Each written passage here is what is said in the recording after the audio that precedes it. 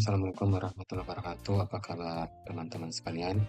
Kali ini kita akan melanjutkan pembahasan mengenai topik pengukuran dasar dalam fisika yang nantinya akan kita terapkan pada saat melakukan kegiatan-kegiatan pengukuran yang lain. Oke.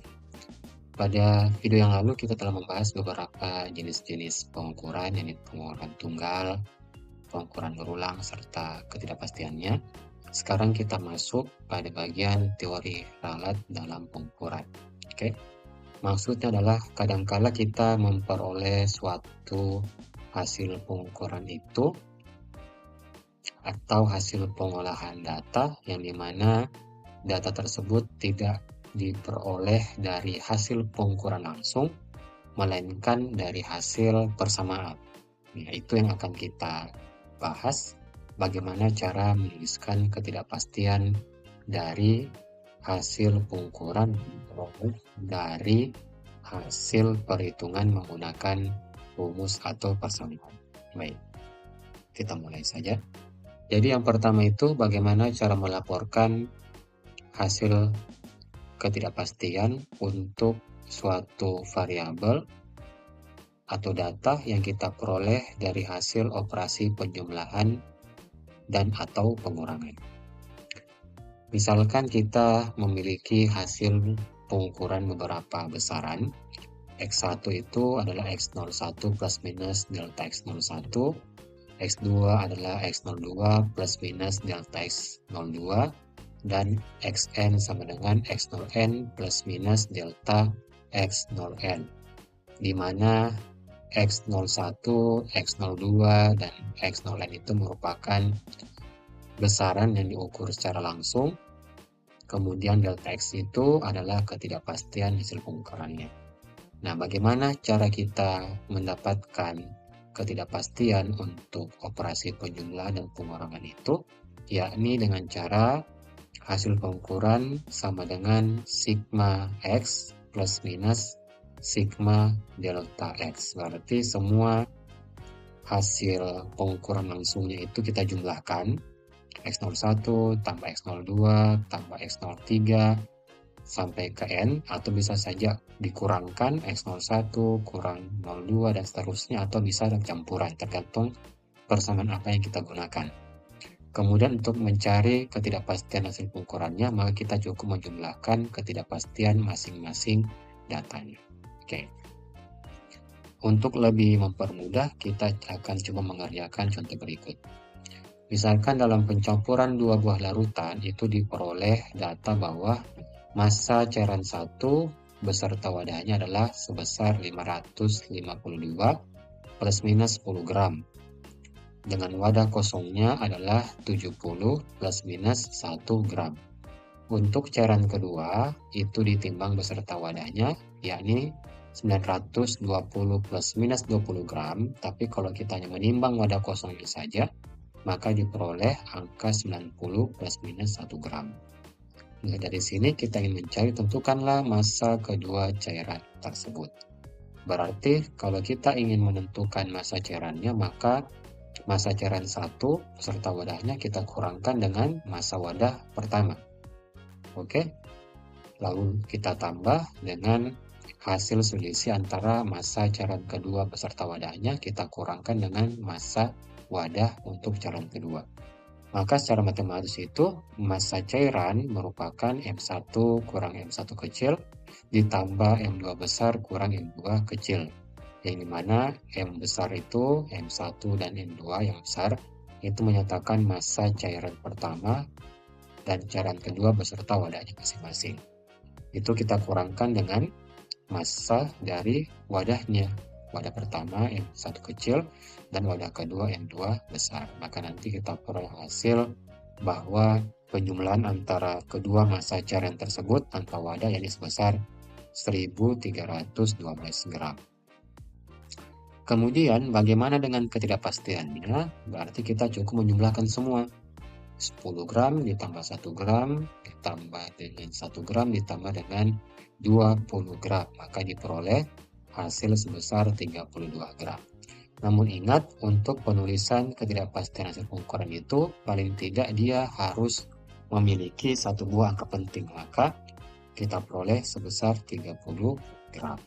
Nah, sehingga hasil pengukurannya itu dapat dituliskan dalam bentuk 1310 plus minus 30 dalam satuan gram. Mudah ya? Oke. Sekarang bagaimana kalau perkalian dan pembagian? Intinya tetap sama. Oke, kita punya data, itu data pengukurannya beserta dengan ketidakpastiannya untuk data pertama, kedua, hingga seterusnya. Lalu untuk memperoleh hasil pengukurannya berarti X plus minus delta X, yang dimana X itu merupakan nilai yang didapat dari hasil persamaannya. Oke, sedangkan delta X itu adalah nilai ketidakpastian untuk masing-masing data.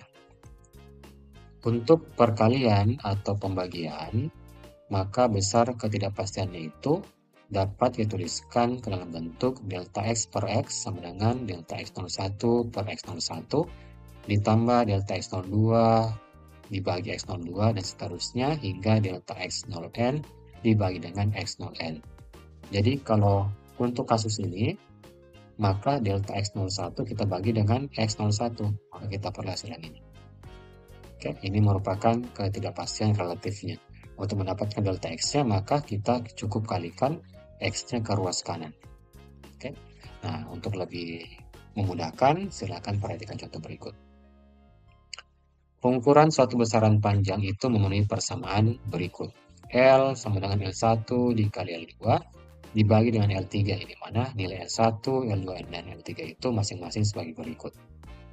Tugas kita adalah mencari hasil pelaporan pengukurannya. Berarti langkah pertama adalah kita mencari terlebih dahulu berapa besar dari persamaannya, L-nya. Jadi kita bisa gunakan rumus L sama dengan L1 dikali L2 dibagi L3.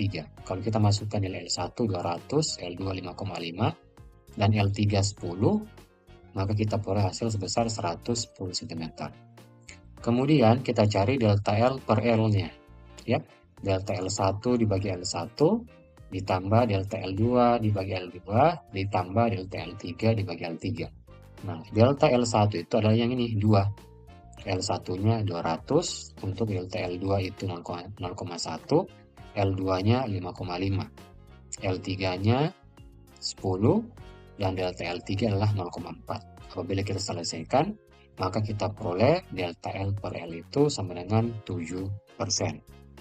Untuk mencari delta L-nya, berarti L-nya kita kalikan dengan 7%. Oke? Karena L-nya kita peroleh sebesar 110 cm, lalu kita kalikan dengan 7%, lalu kita bulatkan, maka nanti kita peroleh hasil sebesar 8 cm.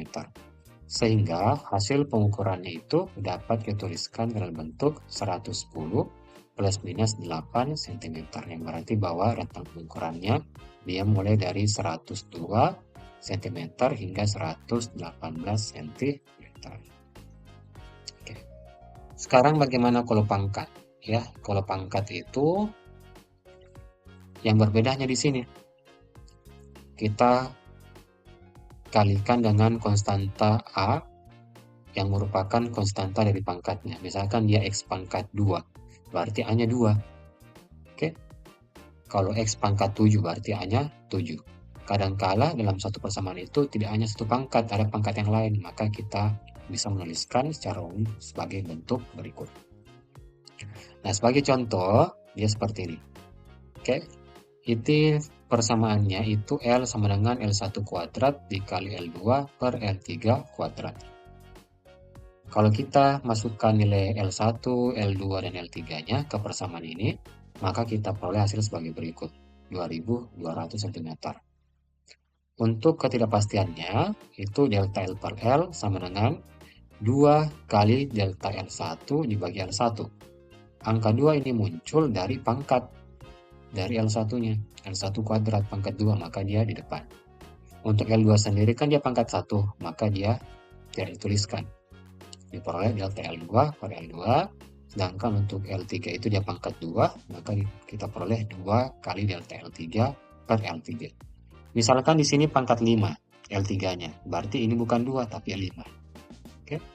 Nah, kalau kita selesaikan, kita masukkan ini delta L1, delta L2, delta L3, ini L1, L2, dan L3, maka nanti kita peroleh hasil sebesar 12%.